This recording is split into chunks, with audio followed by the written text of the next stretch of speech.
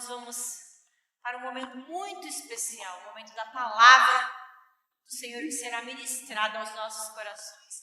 Eu convido ao nosso presbítero Alan, ele será um instrumento que Deus vai usar nessa noite para falar conosco. Porque vocês sabem que o nosso Deus, ele fala, né? Quem é que sabe que o nosso Deus fala? Nosso Deus é um Deus vivo, então ele ouve, mas ele fala também. E é muito importante que quando ele fale, nós escutemos. Então agora é esse momento. Até agora o Senhor nos escutou, porque nós oramos a Ele, nós cantamos a Ele.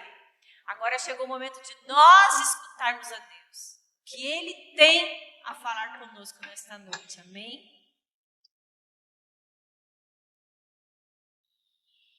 Graças e paz, meus irmãos.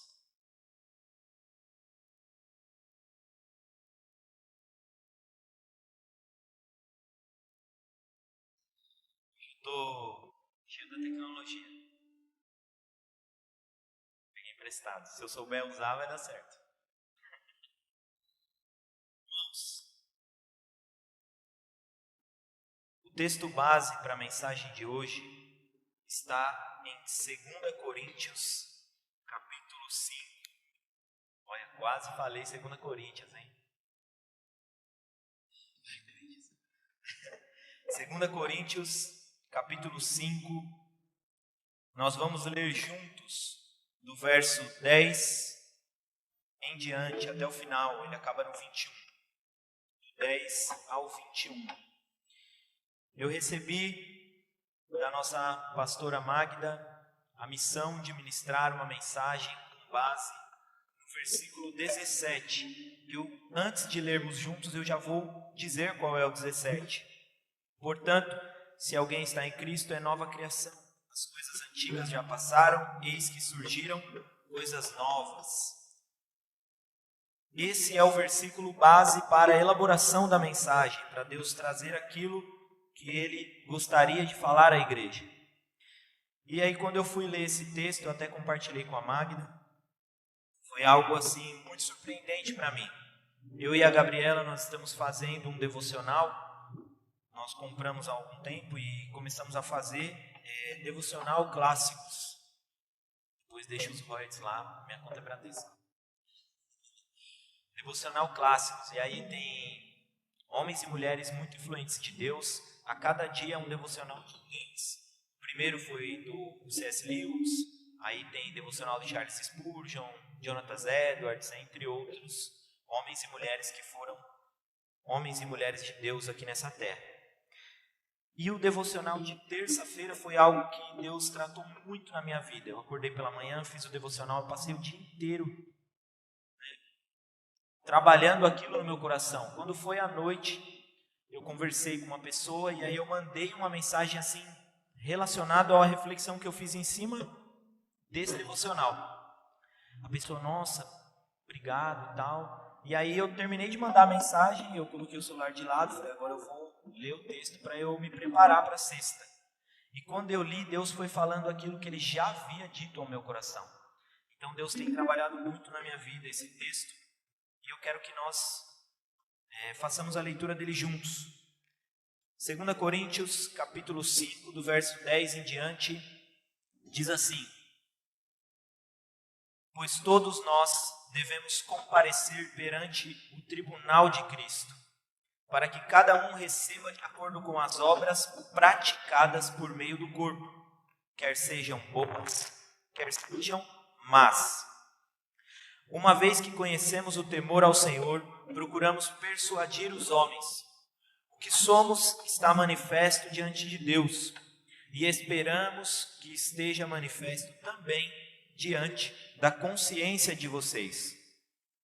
Não estamos tentando novamente recomendar-nos a vocês, porém, lhes estamos dando a oportunidade de exultarem em nós, para que tenham que responder aos que se vangloriam das aparências e não do que está no coração. Se enlouquecemos, é por amor a Deus. Se conservamos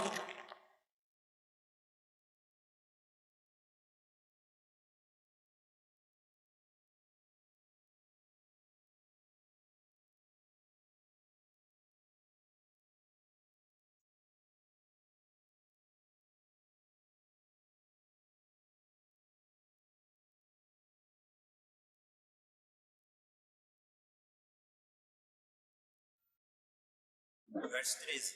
Se enlouquecemos é por amor a Deus. Se conservamos o juízo é por amor a vocês.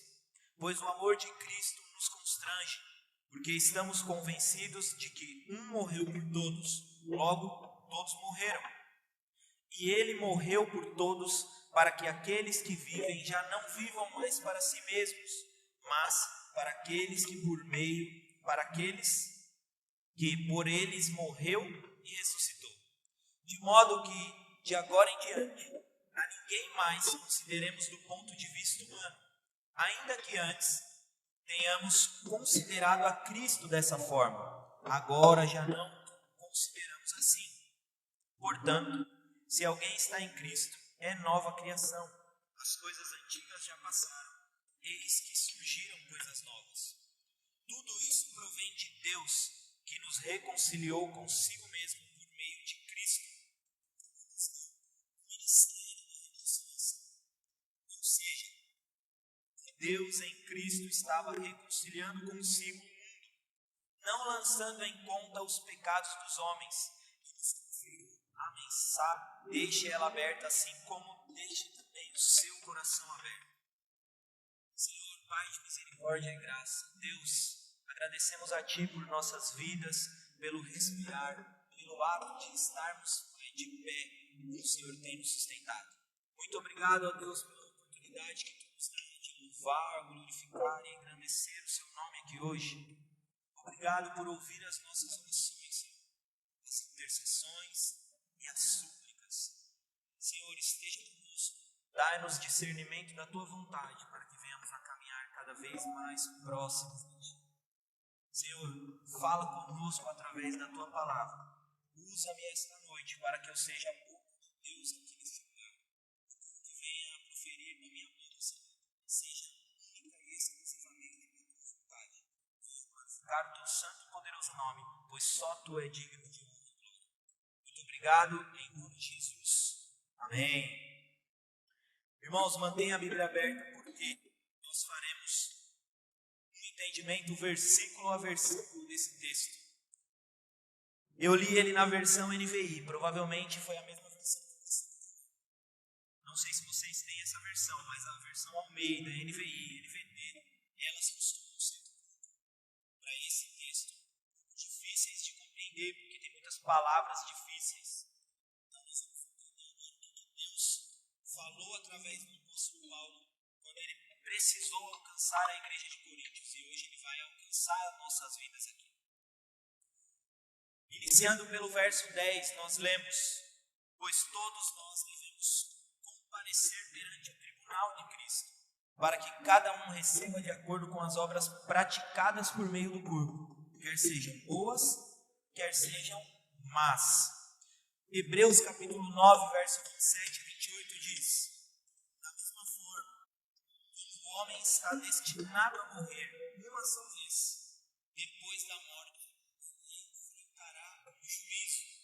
Assim também Cristo foi oferecido em sacrifício uma vez, para tirar o pecado de muitos, e aparecerá uma segunda vez, não para tirar o pecado, mas para trazer a salvação aos que o aguardam. Irmãos, algo muito importante está neste texto. Jesus, ele vai voltar. E quando Jesus voltar, aqueles que o aguardam serão separados para um julgamento de obras. Jesus irá testar as nossas obras, testar os nossos frutos. Agora, aqueles que não o aguardaram, aqueles que não o esperaram, aqueles que não creram na tua obra, esses. O que Paulo está dizendo ali no início do verso 10 é que ele está alegando aos coríntios que o julgamento está por vir. Todos nós devemos enfrentar esse julgamento, seja por obras ou seja por uma vida de pecado. Isso não quer dizer que nós não tenhamos uma vida de pecado. Isso quer dizer que quando nós formos para o julgamento, alguém já foi julgado em nosso lugar, Cristo Jesus. Então aqueles que o aguardam já receberam o julgamento em Cristo e através dele foram transformados em justos. Nós fomos justificados por ele. Por isso a urgência da nossa vida. E ele dá sequência, no verso 11 ele diz: uma vez que conhecemos o temor ao Senhor, procuramos persuadir os homens. O que somos está manifesto diante de Deus, e esperamos que esteja manifesto também diante da consciência de vocês. Paulo está dizendo ali: sabemos o que é temer ao Senhor, e é por isso que procuramos levar as pessoas. Paulo, ele conheceu o temor do Senhor. Paulo, ele compreendeu a ideia de julgamento. Paulo sabia da verdade da existência do inferno. Paulo sabia da verdade da existência do julgamento. Por isso, conhecendo isso, ele temeu. E por amor, ele foi loucamente para persuadir pessoas a aceitarem. Se hoje Paulo estivesse aqui, provavelmente ele não ficaria muito tempo parado aqui ouvindo a mensagem, porque o coração dele estaria ardendo para sair lá fora, falar dessa mensagem para todas as necessidades.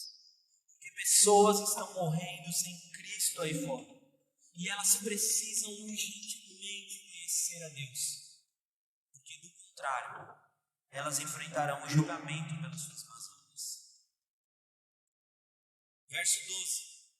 Não estamos tentando novamente recomendar-nos a vocês, porém, lhe estamos dando a oportunidade de exultarem em nós, para que tenham o que responder aos que se vangloriam das aparências e não, para os que se vangloriam das aparências e não do seu coração.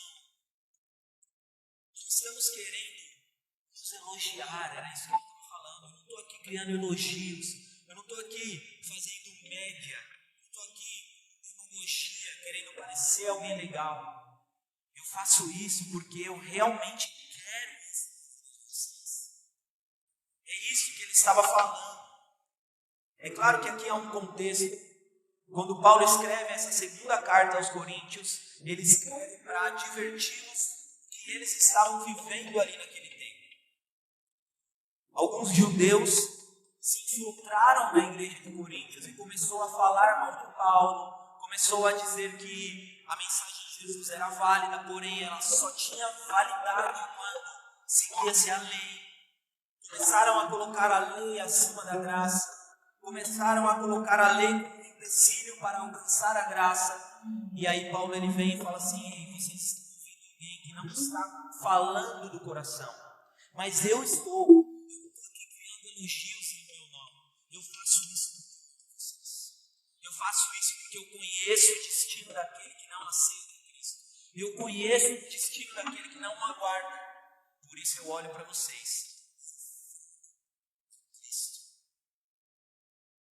Verso 13. Se enlouquecemos, é por amor a Deus. Se conservamos o juízo, é por amor a vocês. Para aqueles que nos chamam de louco. Olha que interessante, Atos capítulo 26, verso 24. Ele relata um período muito peculiar na vida de Paulo. Foi algo que o Espírito Santo foi direcionando ele para viver esse momento. Paulo ele foi julgado e ele seria condenado. Ele foi colocado diante do rei, o rei Agripa. E diante do rei, Paulo começa a pregar o evangelho de Cristo. É muito interessante que se nós lermos ali o capítulo 26, 25 de Atos, começa lá a partir do 24, mas se você ler o 25 e o 26, o rei vem, faz um relato do que Paulo estava sendo acusado, e aí o rei pergunta: você quer falar? Ele levanta a mão e ele começa a falar. E a defesa de Paulo não é falar do que ele não fez, do que ele deixou de fazer, do que ele poderia ter feito, pedir perdão, nada disso. Diante do rei, o que Paulo faz é falar de Cristo. E ele começa a falar da vida de Cristo, ele começa a falar do poder de Cristo, da glória de Cristo. E aí quando ele chega em um determinado momento onde ele fala: ele veio à terra, ele morreu, ele ressuscitou e em breve voltará. Aí alguém vem e o interrompe e fala: para, as escrituras o enlouqueceram, você está louco. Paulo não estava louco. Paulo estava pregando. Paulo estava sendo direcionado pelo Espírito para estar ali. Naquele julgamento, pessoas o assistindo. E ele falou: Jesus, é isso que nós temos que fazer. Nós temos que permitir que Deus nos leve diante de pessoas. Quando nós chegarmos diante dessas pessoas, nós devemos proclamar a Cristo para elas. E aí Paulo disse: se vocês me chamam de loucos, eu sou louco por amor a Deus. Eu enlouqueço porque o amor dele por mim é tão grande que isso me deixa louco. Irmãos, é esse amor que Cristo quer que nós venhamos conhecer. É um amor que é tão grande que chega a nos enlouquecer. É muito interessante porque vou fazer uma propaganda aqui bem rápida. Eu escrevi um livro, mas eu estou tentando publicar. Publiquei online, mas eu ainda vou podia publicar ele fisicamente. E em um dos textos deste livro eu escrevo que só é possível entender o tamanho do amor de Deus quando você entende o tamanho do seu pecado. Porque só assim você vai reconhecer o tamanho do amor que foi para cobrir essa multidão de pecado que você vive.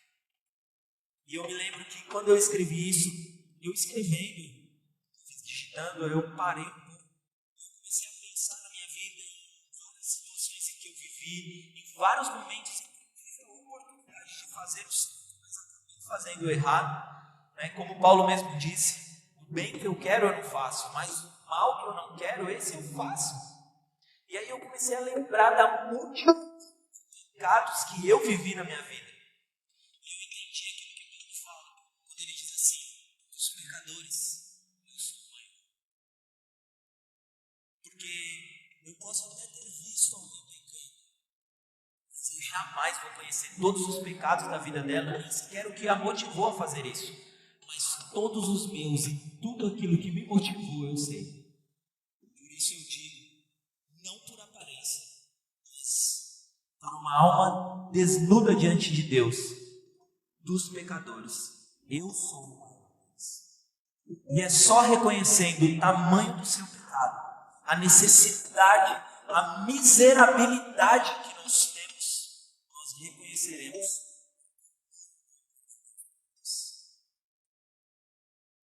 Esse é o que enlouquece. E Paulo fala: se enlouqueço por amor. Agora, se eu me conservo no juízo, se eu não saio por aí gritando que nem um doido, porque Deus me ama, se eu me conservo em juízo, é para poder dizer para vocês: que amor é esse? É para que vocês possam também conhecer o tamanho desse amor. E ele continua, lá no verso 14 ele diz: pois o amor de Cristo nos constrange, porque estamos convencidos de que morreu por todos, logo todos morreram. Já vou ler o 15 porque um complementa o outro. E ele morreu por todos, para que aqueles que vivem não vivam mais para si mesmos, mas para aquele que por eles morreu e ressuscitou. Irmãos, é muito importante e é um texto assim fantástico, porque a todo momento Paulo fala do amor de Deus antes de falar de uma nova vida, porque não é possível ter uma nova vida sem antes conhecer esse amor. E não é possível entender a dimensão desse amor sem saber que o Deus deste amor morreu por nós, mas venceu a morte. O amor de Cristo aos homens é o nosso incentivo. É isso que Paulo está falando. O que me incentiva a pregar o Evangelho para vocês é o amor que Deus tem por vocês. Nós estamos convencidos de que na morte de Cristo, pelo pecado de todos, todos receberam o poder de morrer também para o pecado. Quando Cristo ele morre no meu e no seu lugar, por amor, quando ele morre no nosso lugar por amor, ele morre e mata o pecado. e aquele que também morrer por ele, mata também o pecado. Da mesma forma que o pecado não tem poder sobre a vida de Cristo, ele também nos dá a oportunidade de, por amor a ele, o pecado também não tem mais poder sobre as nossas vidas.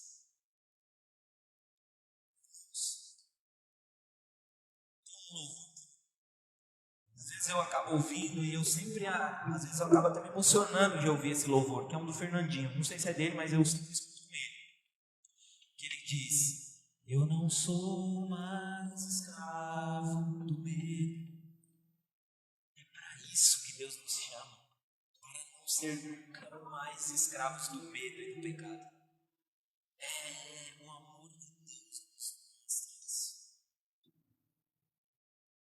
Para que sejamos vivificados a uma vida nova e transformada, pensando não nos nossos desejos, mas na vontade daquele que morreu por nós. É isso que ele está falando lá no verso 15.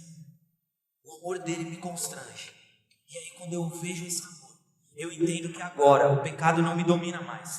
Eu não sou mais escravo do medo. E esse amor me vivificou para que eu tenha uma vida nova. Uma vida não só nova, mas transformada. E agora eu vivo os desejos dele que morreu por mim. Porque eu sei que esse desejo já morreu. Verso 16. De modo que de agora em diante, quem mais é considerado do ponto de vista humano? Irmãos, quando eu li este versículo, ele foi fantástico para mim. Vou ler novamente. De modo que de agora em diante a ninguém mais consideramos do ponto de vista humano, ainda que antes tenhamos considerado a Cristo desta forma, agora já não consideramos assim. O que Paulo está dizendo ali: eu não posso mais olhar para o meu irmão com olhos carnais. Eu tenho que olhar para ele com olhos espirituais. Porque, ainda que antes eu tenha feito isso com Cristo, é uma prova disso. Qual foi um dos maiores perseguidores de Cristo? Aliás, dos discípulos de Cristo. É isso que ele está falando. Antes, eu enxergava a Cristo com olhos carnais. E eu dizia: jamais ele será o Messias. Sabe por quê? Porque Paulo criou em sua mente uma forma de Messias. Uma forma na qual ele achava que Deus deveria se encaixar no padrão dele de Messias. E ele olhou para Cristo com olhos carnais. E ele disse: jamais alguém que morreu crucificado pode ser o Messias. Muito pelo contrário, o Messias viria com poder e glória, destruiria o Império Romano, dominaria tudo e nos faria rei dessa terra. Esses eram os olhos de Paulo, olhos carnais. E aí quando ele olhou para Cristo e viu dessa forma, nada mais servia para ele. Por isso ele lutava e achava que estava certo. Por isso ele matava, por isso ele cometia dezenas e dezenas de erros. Por isso hoje não podemos mais fazer como Paulo fez e olhar para os nossos irmãos com olhos carnais. Irmãos, foi aqui que Deus começou a cavar fundo no meu coração. Porque o devocional dizia assim, que nós devemos orar a Deus e pedir para que Ele transforme o nosso sentimento ruim em algo bom. E eu lembro que um dia antes, uma pessoa me trouxe uma situação de que foi roubado. Eu pensei: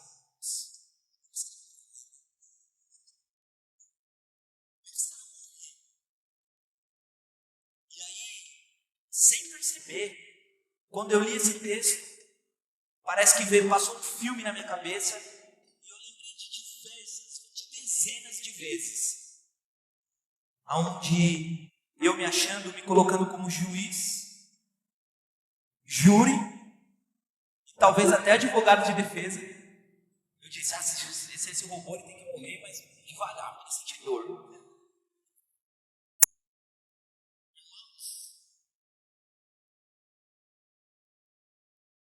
Deus tratou muito ao meu coração com isso.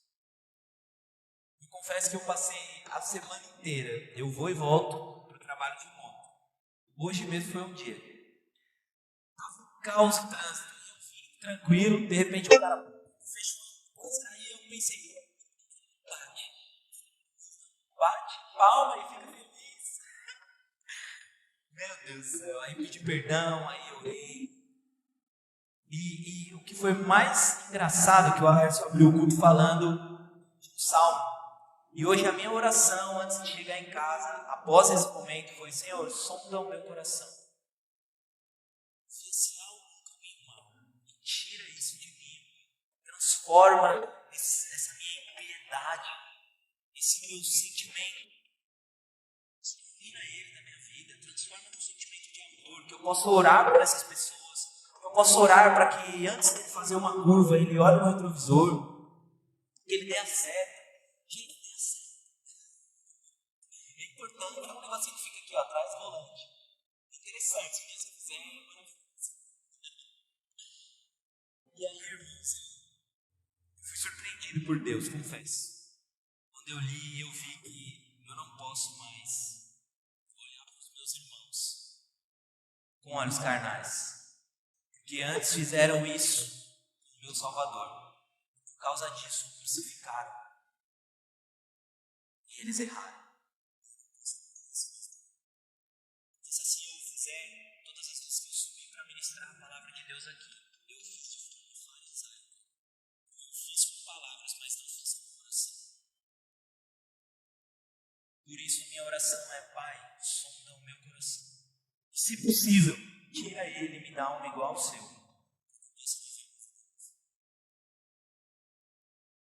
E chegamos ao verso 17. Portanto, se alguém está em Cristo, é nova criatura. As coisas antigas já passaram, eis que surgem coisas novas. Quem conhece Jesus dessa maneira profunda, tem a vida transformada. E a vida que teve um dia se foi. Já era. Por isso que eu não posso olhar para as pessoas com olhos carnais. Não é fácil, irmãos. É um exercício, um processo. E é só o Espírito Santo de Deus para mudar isso. Mas isso faz parte da vida do cristão. Não é algo que tem um ministério para isso. Vamos separar aí duas irmãs aí, bem abençoadas, e elas têm um ministério e elas fazem isso. Não. É para todos. Todo aquele que se diz filho de Deus, todo aquele que crê que Jesus é o seu Senhor e Salvador, ele precisa ter uma nova lente, ele precisa olhar para o mundo de uma nova forma, ele precisa enxergar o seu irmão com olhares de amor, ele precisa saber que por mais que hoje ele seja um ladrão, é um potencial salvador de almas. Quando nós saímos aí fora, por mais que ele tenha te xingado, por mais que ele tenha te ofendido, é um potencial salvador de almas. E antes disso, te digo mais, é um dever seu, é uma potencial alma para viver contigo no céu. Você precisa olhar para ele com amor e pregar este amor para ele. Eu sei, irmãos, é duro, para mim também é. Irmãos, toda a vida, isso eu aprendi um dia que eu fiz um curso de teologia, toda a vida foi feita com potencial, uma exceção de Deus, porque tudo parte dele, ele não foi criado, ele é. A partir de Deus, tudo foi criado, mas tudo foi criado com potencial, ou seja, hoje eu sou algo, amanhã eu posso ser mais que isso, ou menos que isso, mas eu vou me transformando. Tem até um filósofo que diz assim: não pode alguém entrar no rio no mesmo lugar duas vezes, porque ele não é mais o mesmo e nem o rio pertence à mesma. Se nós não somos o mesmo no entrar e sair, e entrar novamente de um rio, quem dirá o irmão que está aí na rua? Não dá para olhar ele pelo que ele está sendo neste momento, mas temos que olhar ele como Deus nos olhou e viu um menino que aprontava, que a mãe foi várias vezes na escola, que apanhou algumas vezes, que já brincando de esconde-esconde se escondeu no bueiro, fiquei preso, mas fui salvo, glória a Deus. Já plantei muito na vida. Já invadi casa para pegar fruta, quebrei telha e fugi antes que ela me visse. Deu para a cara, sempre que eu pensei, se ela me ver, ela vai saber quem é minha avó, vai dar minha avó e eu vou ter que parar. Irmãos, quando Deus olhou para a minha vida, Ele não viu esse menino arteiro, Ele viu alguém com potencial. E é assim que nós temos que olhar para as pessoas aí fora. Quando pregamos a alguém e essa pessoa recusa a nossa ministração, ou de certa forma até rejeita a Deus, muitas vezes nem é rejeitar a Deus, é que a gente é tão melindroso que a gente está achando que porque a pessoa disse algo, rejeitou a Deus. Irmãos, muitas vezes ela não faz isso porque ela não tem fé, porque ela odeia Deus, porque ela é alguma seita. Às vezes ela faz isso, sabe por quê? Porque alguém que se dizia cristão, extremamente religioso, não olhou para ela, mas olhou para ela com olhos carnais. E aquela religião machucou, aquela religiosidade magoou aquela pessoa. E ela se entristece. O nosso papel como cristão, sabe qual é?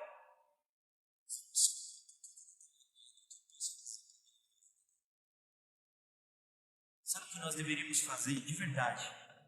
Quando encontramos alguém que nós pregamos e a pessoa fala, tá bom. Irmãos, dobra o joelho na frente dela e fala, me perdoa, porque se um dia alguém te disse que é cristão e te fez magoar, me perdoa, porque talvez era meu irmão, mas era imaturo, ou talvez um dia se tornará meu irmão, então por ele eu te peço perdão. Mas eu te digo que o Deus que te ama vai muito além de qualquer atitude humana. Na Bíblia, você sabe me dizer qual foi o homem que mais se frustrou com a religião e que mais lutou contra a religião? Não responda. Se você errar, vai passar vergonha. Jesus. Jesus foi o homem que mais se frustrou com a religião. E foi o homem que mais lutou contra a religiosidade.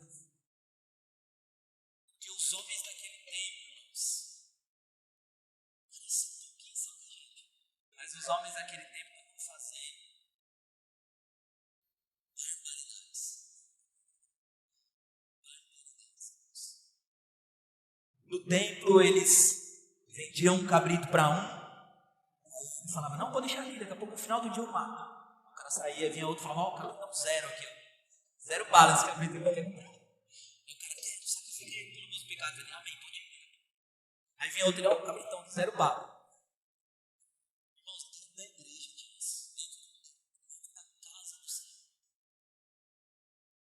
Irmãos, aqueles homens tinham várias seitas e eles agiam de formas distintas das outras.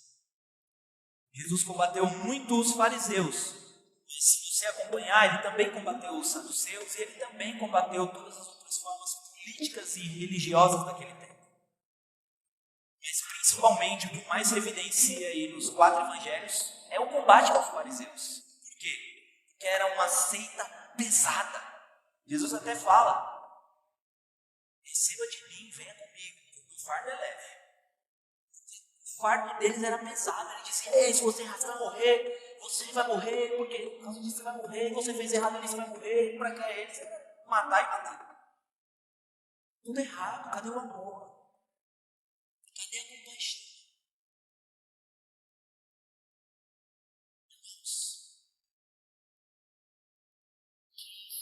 Cristo, o que foi, é nova vida. Então por que eu vou olhar pelo que passou? Por que eu vou olhar para alguém passando na rua e um dia eu soube que aquele cara traiu a esposa ou que aquela mulher traiu o marido e vou dizer, olha, não, adulto, eu passar isso aí, vida toda. Não vai. Em nome de Jesus. Você está profetizando maldição na vida da pessoa. Não vai. Ela vai mudar, ela vai reconhecer o amor de Cristo, ela vai ser uma nova criatura. Ela vai ter até um olhar novo do mundo. Quando ela olhar para o mundo, ela vai ver o pôr do sol e vai falar: meu Deus, olha lá, a glória de Deus se manifestando. É isso que o salmista diz. Tudo revela a glória de Deus. Ela vai olhar para uma outra pessoa e vai dizer: meu Deus, ali, talvez seja uma imagem feia, mas é a imagem de Deus. Esse aí nasceu agraciado com a beleza, mas é a imagem de Deus. Deus se revela, irmãos, através de todo mundo. E a gente ainda tem coragem de não amar. Eu também, mas eu também. O que devemos fazer é entender essas feridas, conhecer essas pessoas, perder vida para ganhar vida. É isso que Jesus nos ensina. 18, estamos acabando. Tudo isso provém de Deus, que nos reconciliou consigo mesmo, por meio de Cristo, e nos deu o ministério da reconciliação. Também vai doer um pouco, tá? Mas é uma dor que a gente está precisando. Irmãos, Deus nos chamou e nos deu, como cristãos, ministério em específico para todos. Chama-se Ministério da Reconciliação. E eu vou te dar só um exemplo de quem é esse que te chamou para o Ministério da Reconciliação. Irmão, este é um homem que, sendo Deus, não se importou com ser Deus. Esvaziou-se completamente da sua glória. Assumiu forma humana, desceu à terra, se humilhou, viveu uma vida humana, viveu uma vida onde passou por todas as tentações como nós. E quando iniciou o seu ministério, aos 30 anos de idade, ele chamou 12 homens e confiou a esses 12 o ministério da reconciliação. E confiou a esses 12 o início da igreja dele aqui na terra. Só para a gente ter uma ideia de quem eram esses homens. Um era pescador, impetuoso, muitas vezes explosivo. Andava armado e quando se sentiu ameaçado não hesitou em sacar sua espada. E logo depois negou Jesus 3 vezes. Mas ao conhecer Jesus dessa forma aqui, que nós lemos lá no 17, conhecê-lo verdadeiramente e sentir esse amor, ele se arrependeu, se transformou em um dos maiores pregadores dessa mensagem. Quer uma prova disso? Atos 2,41 fala que Pedro pregou a uma multidão e 3.000 pessoas se converteram, se batizaram e fiéis foram acrescentadas ao reino de Deus. Irmãos, o dia que eu acho que o dia que eu mais chorei de emoção de ver alguém se batizado foi um dia que eu falei: nossa, eu nunca vi tantas pessoas se converterem e serem batizadas. Tinha 12 pessoas. Foi a vez que eu vi mais na minha vida. Irmãos, Pedro pregou na sua primeira mensagem 3.000 pessoas se converteram. Se nós ficássemos assim, talvez não coubesse 3.000 aqui. E 3.000 se converteram com a mensagem. Era alguém que, se nós olhássemos para ele, quando ele caminhava com Jesus, nós diríamos: esse aí não vai longe não. Eu dou aula, irmãos, e eu confesso que várias vezes eu vejo uns meninos meus vizinhos falando: se não for preso, vai apanhar na cara. Irmãos, era isso que nós iríamos falar quando eu visse Pedro naquele tempo. Esse aí, se não morrer logo, se morrer cedo, vai apanhar na cara.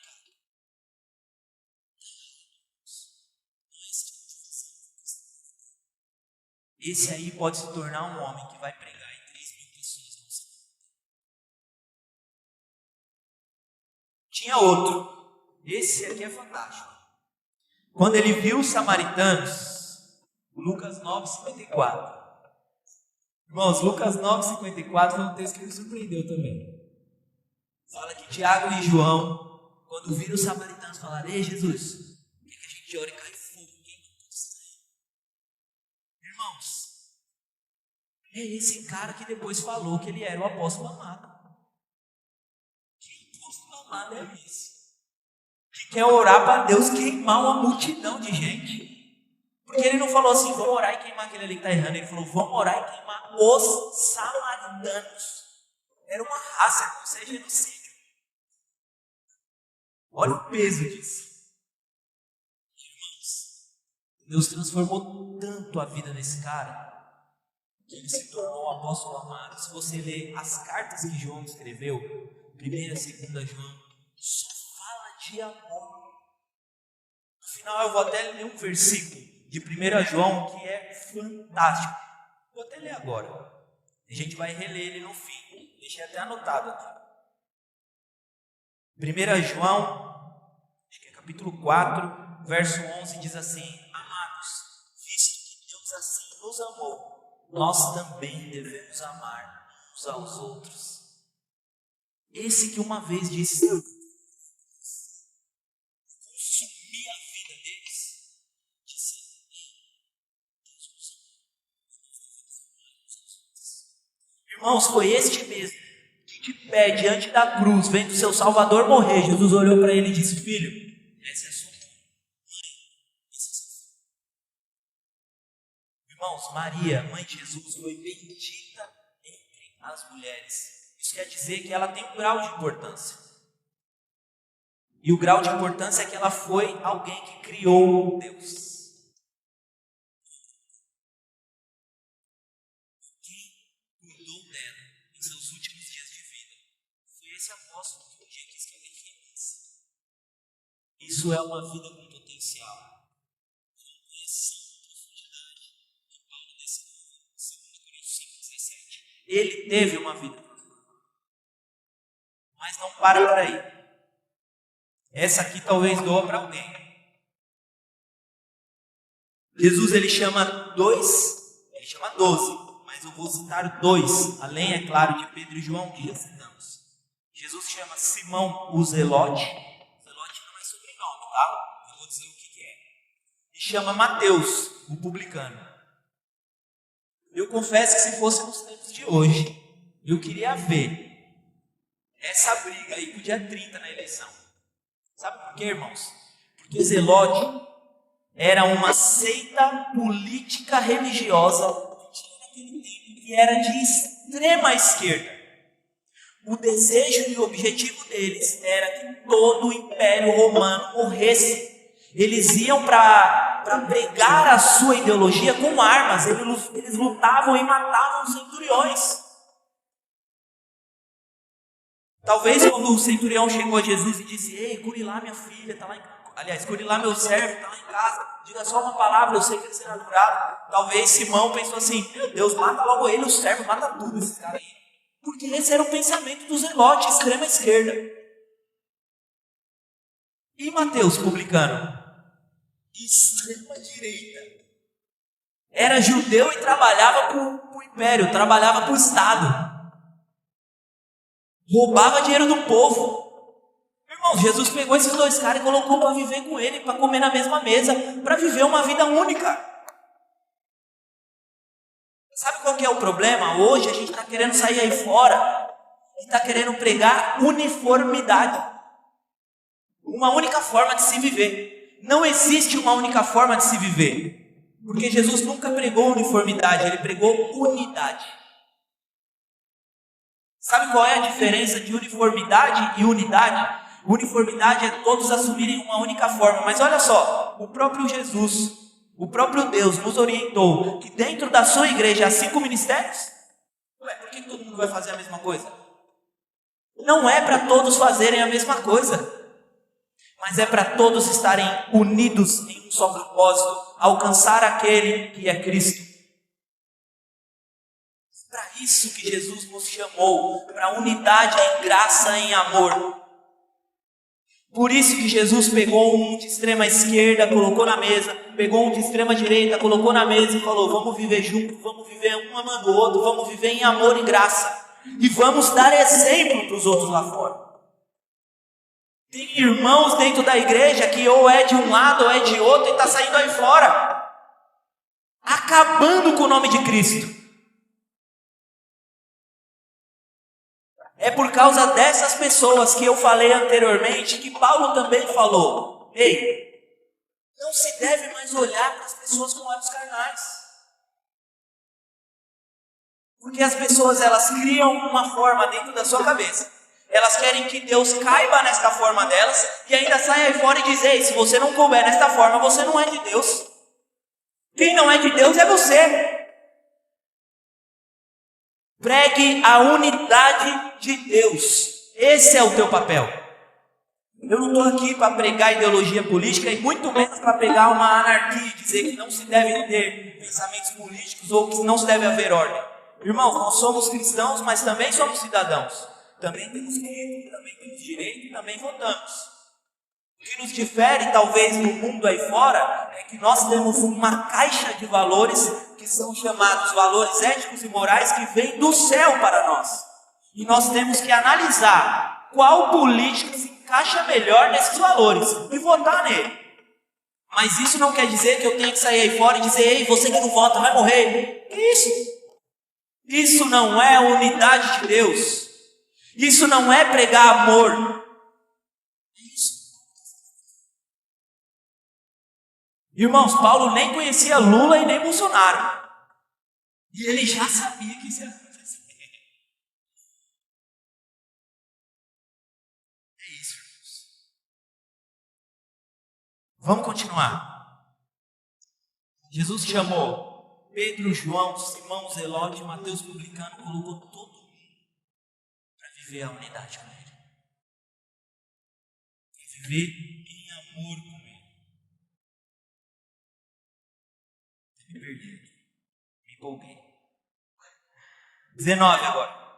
Ou seja, que Deus em Cristo estava reconciliando consigo o mundo, não lançando em conta os pecados dos homens, e nos confiou a mensagem da reconciliação. Irmãos, olha lá em Romanos 15, do verso 5 ao 7, diz assim: o Deus que concede perseverança e ânimo. Olha, é Deus quem nos dá perseverança e ânimo. Deles também um espírito de unidade, segundo Cristo Jesus, para que com um só coração e uma só boca vocês glorifiquem a Deus e Pai do nosso Senhor Jesus Cristo. Portanto, aceitem-se uns aos outros da mesma forma que Cristo os aceitou, a fim de que vocês glorifiquem a Deus. Irmão, se Jesus aceitou um cara de extrema esquerda e aceitou um cara de extrema direita, você também vai aceitar. E vai viver em unidade e vai junto com eles glorificar a Deus e vai ser um exemplo de amor para eles. Porque é para essa unidade que Jesus nos chamou. Além de nos dar o ministério, Ele nos deu a mensagem. Jesus nos capacitou.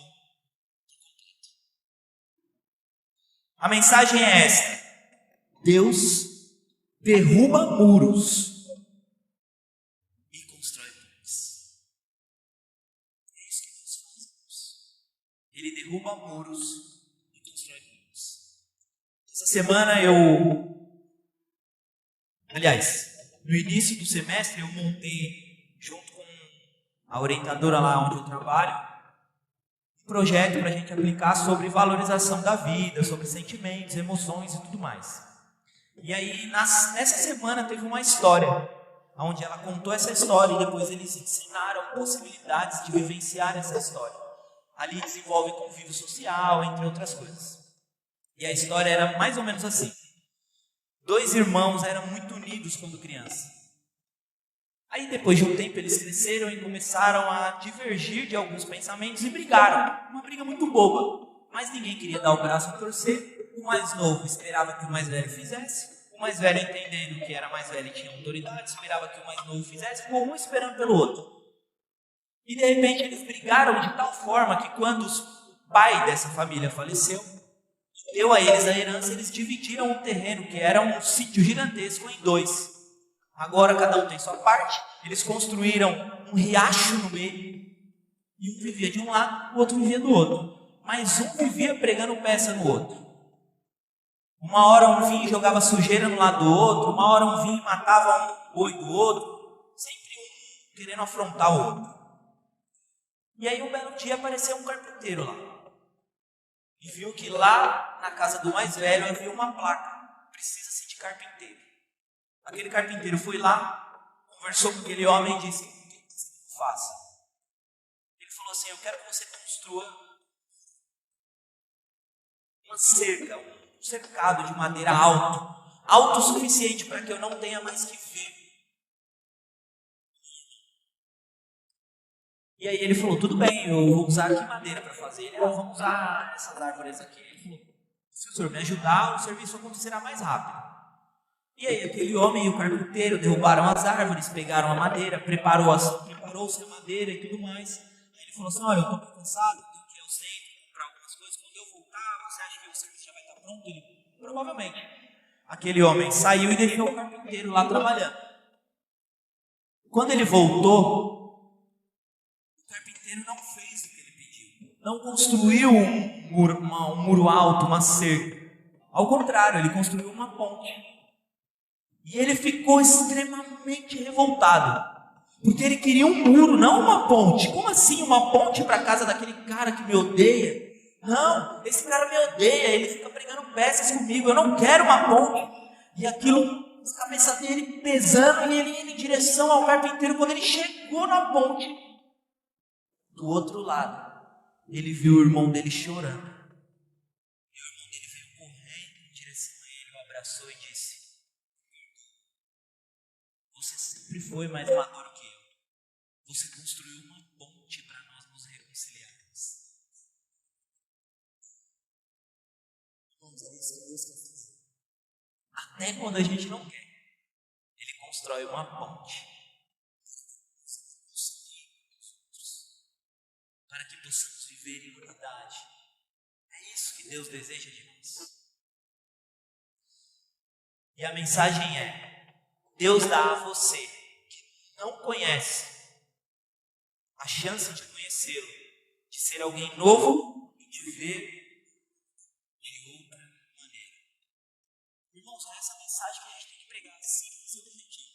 Ei, cara, você que está aí fora, Deus te dá a chance de conhecê-lo, sentir o amor que Ele tem por você. E Ele te dá a chance, não só de sentir esse amor, mas de olhar para o mundo com uma lente diferente, de ver o sol nascer e ver a beleza daquilo, de ver um pássaro voando e ver a maravilha que é aquilo, de ver alguém passando e entender que é um filho de Deus. Essa é a mensagem que Deus quer que venhamos a pregar.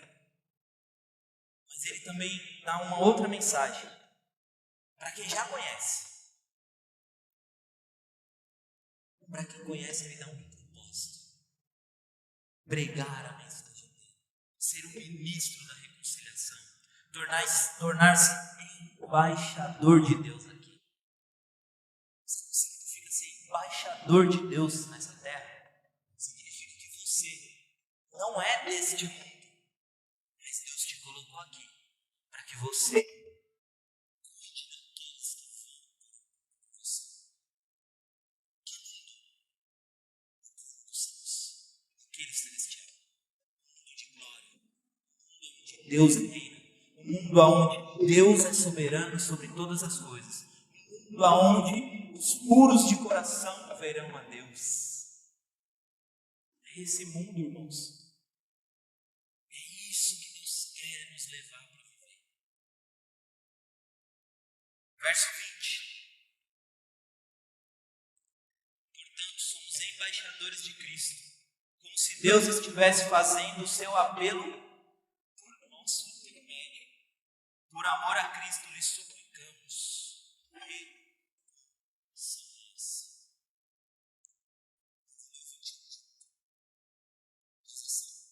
Deus tornou o pecado por nós, aquele que não tinha pecado, para que nele nos tornássemos justiça de Deus.